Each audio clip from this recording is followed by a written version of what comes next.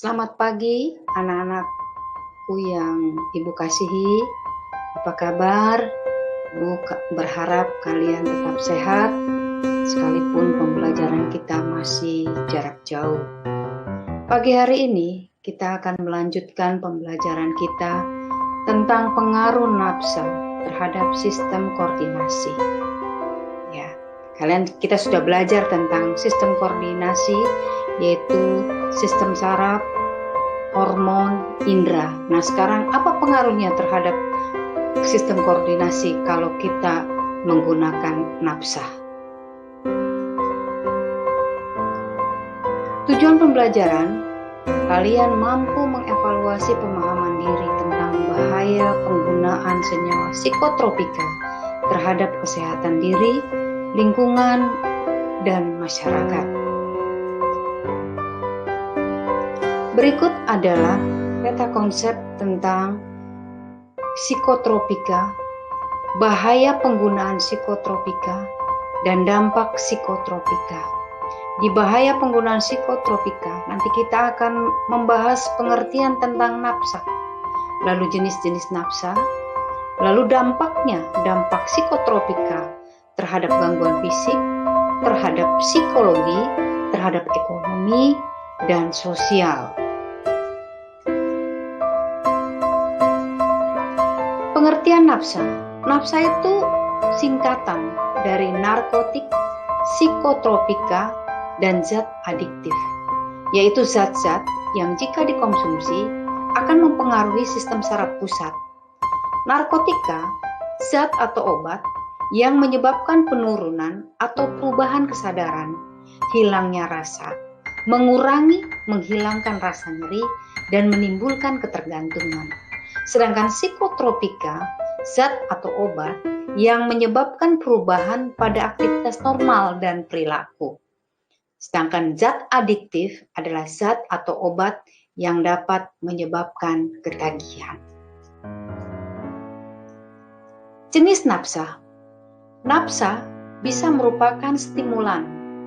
Stimulan itu artinya merangsang sistem saraf pusat dan menyebabkan organ tubuh bekerja lebih cepat. Penggunanya lebih bertenaga serta lebih senang dan gembira untuk sementara waktu. Contohnya amfetamin, ekstasi, kokain, kafein, dan alkohol. Yang merupakan depresan itu menekan, mengurangi kerja sistem saraf sehingga menurunkan aktivitas. Pemakainya menjadi lambat atau tertidur. Contohnya opiat, barbiturat, alkohol, dan ganja. Dan yang merupakan halusinogen adalah mengacaukan sistem saraf pusat, memberi pengaruh halusinasi berlebihan dan khawatir berlebihan. Contohnya ganja, bunga kecubung, lem, bensin, dan jamur kotoran sapi. Dampak buruk penyalahgunaan nafsa bisa gangguan fisik, misalnya jumlah zat yang sama tidak mampu menghasilkan rasa atau akibat yang sama, sehingga kecenderungan untuk memakai nafsa itu adalah bertambah kian hari, dan kalau melebihi disebut overdosis. Gejala berhenti menggunakan obat biasanya rasa sakit sekujur tubuh, lalu mengacaukan denyut nadi jantung dan paru-paru. Secara psikologis, kemampuan berpikir rasional menurun drastis, ketergantungan psikologis, gangguan mental, dan emosional.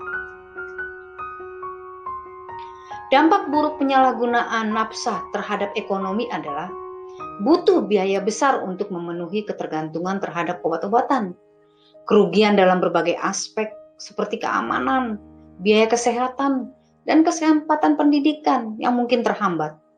Lalu, dampak sosial, rusaknya hubungan kekeluargaan dan pertemanan berpengaruh pada kesehatan masyarakat. Ya. Kemudian, kiat untuk menghindari penyalahgunaan nafsa adalah: pertama, kita tidak usah mencoba-coba atau menggunakan obat yang jelas-jelas memang sudah terlarang. Jadi rasa ingin tahu terhadap nafsa itu lebih baik dihilangkan. Kemudian meyakinkan diri tidak membutuhkan nafsa dalam menghadapi persoalan hidup. Membatasi pergaulan dengan kelompok penggunaan nafsa. Jadi, nafsa itu adalah obat atau senyawa, bisa berupa bahan kimia, bisa bahan alami, yang dapat menyebabkan seseorang itu berubah, bahkan ketergantungan. Nah, kenapa ada nafsa? Nafsa biasanya digunakan oleh para dokter untuk mengobati penyakit, bukan untuk digunakan secara bebas.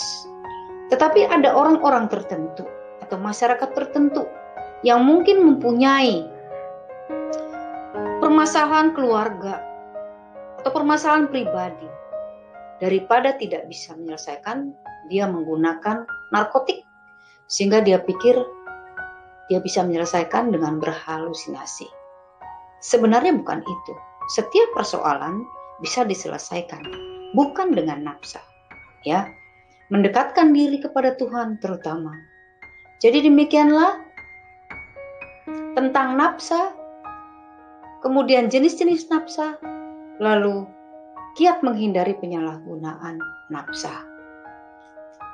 Ibu berharap kalian bisa mencari informasi lebih dalam lagi dari internet, dari bacaan-bacaan yang berguna tentang nafsa ini.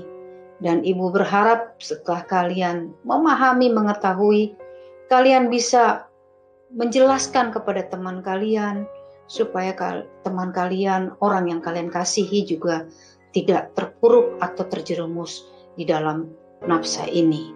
Sekian dan terima kasih.